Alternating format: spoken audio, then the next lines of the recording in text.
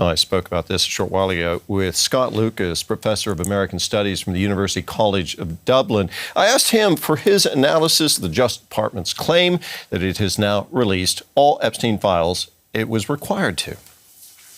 The latest statement by the Justice Department and Attorney General Pam Bondi, which was a legally required statement under the bill passed last November for the release of the Epstein files. It's an ongoing stonewall to try to protect powerful individuals, and that may include Donald Trump. The reason why I say this is that contrary to the notion that all the files have been released, of course, less than half have been released. 2.7 million pages were released about 2 weeks ago. More than 3 million pages were not released. Even in the 2.7 million pages that were released, there were many, many heavy redactions, including the names of those who might be potential co-conspirators of Jeffrey Epstein.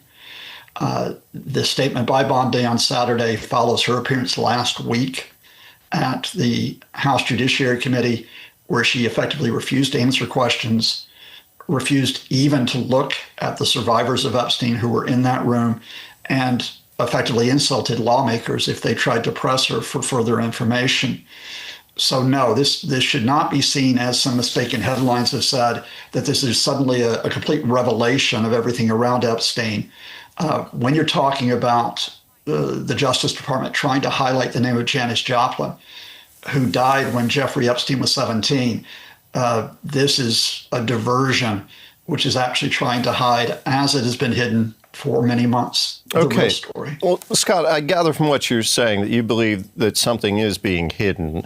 But do you feel that the release of files and memos to date is sufficient to maybe understand pretty much what went on in the Epstein case sufficiently? I think if you go to almost every survivor who has spoken out about this to their lawyers, they have said absolutely not.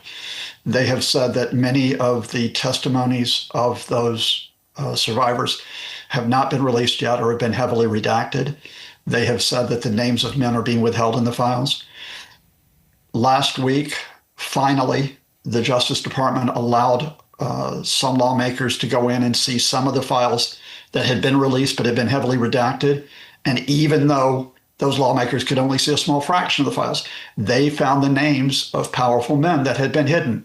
And the ones that had been unredacted, for example, includes Les Wexner, a retail magnate, 88 years old, who allegedly was involved in the crimes of Jeffrey Epstein. There's the name of a sheikh that was also released. That sheikh has now resigned as the head of DP World, one of the largest container companies. I can also tell you that there is further information about Donald Trump, which is probably withheld in the files by chasing fragments that we have seen in the files that have been released so far. Well, I wanted to ask you specifically about Donald Trump because many people are talking about what is not known. And of course, it's very difficult to determine what is not known. But what is known, let's talk about that. To what degree has President Trump himself been implicated in the Epstein files? I must stress at the outset, there is no conclusive evidence yet that Donald Trump is implicated in the crimes of Jeffrey Epstein. However, there is one document that made it through and then was withdrawn for a while, which was an 86-page document with listing co-conspirators, potential co-conspirators of Jeffrey Epstein. Another document that did make it through was a list of claims that were made to the FBI to be followed up about people who had been involved with Epstein in sexual abuse, even rape. And one of those claims, a serious claim, involves Donald Trump. That particular claim about Trump, that he and Epstein were involved in the rape of a girl between 13 and 15, between 1983 and 1985, was deemed so serious by the FBI that in 2019, they interviewed the alleged victim. They interviewed her a day before Epstein died in prison. The woman, when, according to the transcript, is heavily redacted, but according to the portions of her interview with the FBI in 2019, when she was shown a photo of Jeffrey Epstein and Donald Trump, she became agitated and said, "Please crop the image of Donald Trump out of this photograph."